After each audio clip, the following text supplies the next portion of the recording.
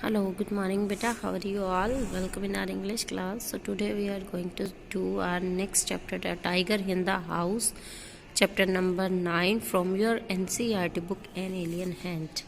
Timothy the tiger cub was discovered by grandfather in the Terai jungle near Dehra. Dehra यहाँ का गया देहरादून को। तो टिमोथी जो टाइगर कब था वो ग्रैंडफादर के द्वारा पाया गया था तेराई जंगल में देहरादून के नज़दीक। One day when grandfather was strolling means होता है घूमना, down the forest path at some distance from the rest of the party, he discovered a little tiger about 18 inches long, hiding among the intricate roots. Intricate roots means उलझी हुई जड़ें of a banyan tree. Grandfather picked him up and brought him home. Here the distinction means होता है regard देना, सम्मान देना, of being the only member of the party to have bagged any game, dead or alive. तो एक बार जब दादाजी घूम रहे थे, अपनी पार्टी के सदस्यों के साथ घूम रहे थे जंगल में, तो उन्होंने ये देखा कि जो उनका टाइगर उन्होंने देखा वो सिर्फ 18 इंचेस लॉन्ग था और वो उलझी हुई जड़ों के पीछे, बनियान ट्री के पीछे छिप रहा था। तो टाइगर को ग्रैंडफादर ने उठाया और उसे घर ले आए और ग्रैंडफादर अपनी पूरे मेंबर के अपने दल के सदस्यों में से एक थे जो अब डेड और अलाइव किसी भी जीवित या अलाइव मीन्स क्या होता है जीवित या मृत जानवर को पकड़ते थे। ऐसा उन्हें सम्मान प्राप्त था, रिगार्ड दिया गया था। At first the tiger cub who was named Timothy by grandmother who was brought up entirely on milk given to him in a feeding bottle by our cook Mahmood. तो दादाजी के यहाँ पर राइटर जो बोल रहा है, राइटर के दादाजी की बात की गई है, उनका जो कुक था महमूद, उसके द्वारा ये एक बॉटल में दूध डालकर उसे दिया जाता था। But the milk prove too rich for him, but उसे मिल्क जो है हजम नहीं होता था।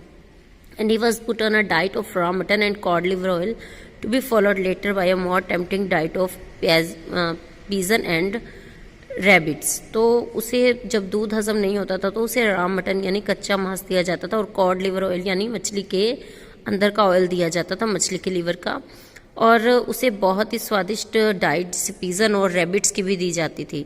Timothy was provided with 2 companions, Toto and the monkey who was bold enough to pull the young tiger by the tell.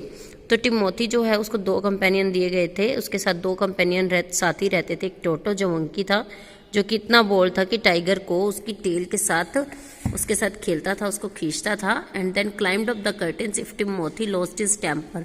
अगर वो अपना गुस्सा में आ जाता था टिमोथी तो उसको तो फटाफट से कर्टन पर चढ़ जाता था।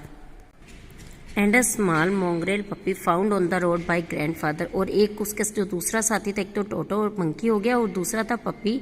मोंगरेल पपी मीन्स अच्छी नस्ल वाला पपी था जो कि ग्रैंडफादर को रोड पर मिला था। At first Timothy appeared to be quite afraid of the puppy and darted back with a spring. If it came too near, he would make absurd dashes at it with his large forepaws and then retreat it to a ridiculously safe distance. Finally, he allowed the puppy to crawl on his back and rest there.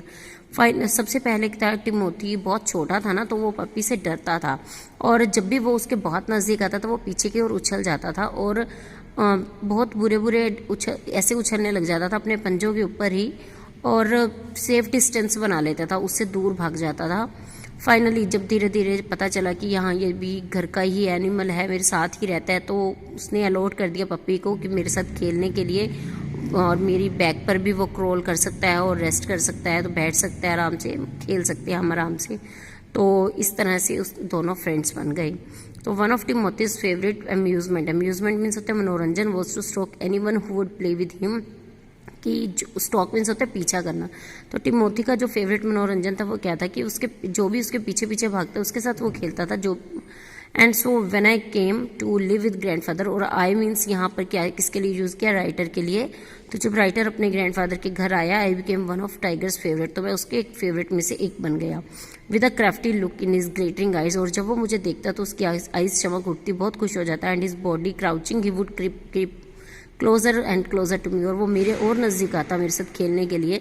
Suddenly making a dash for my feet, rolling over my on his back and kicking with delight and pretending means होता है दिखावा करना, to bite my angles.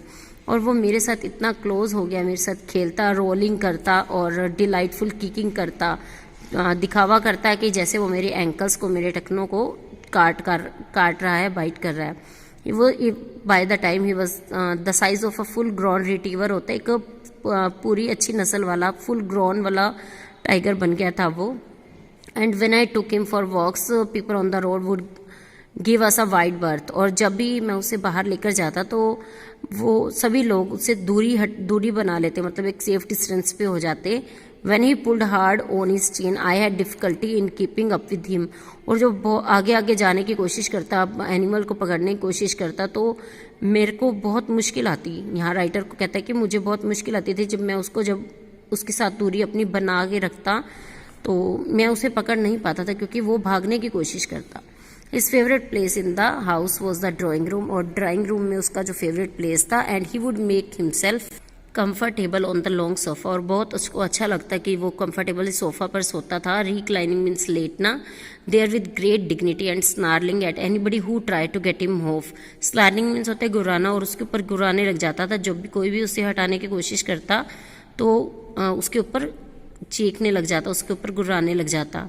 Timothy had clean habits and would scrub his feet and his face with his paws exactly like a cat. तो cat उसकी clean habits, वो साफ रहना पसंद करता था और अपनी बॉडी को स्क्रब करता जब भी कोई अपने पंजों से, जैसे एक कैट की तरह। He slept at night in the cook's quarter and was always delighted at being let by him in the morning. और बहुत ही डिलाइटफुल होता जब कुक बाहर चला जाता, अपने काम की तरफ चला जाता, तो वो बहुत खुश होता कि अब मैं रूम में अकेला हूँ।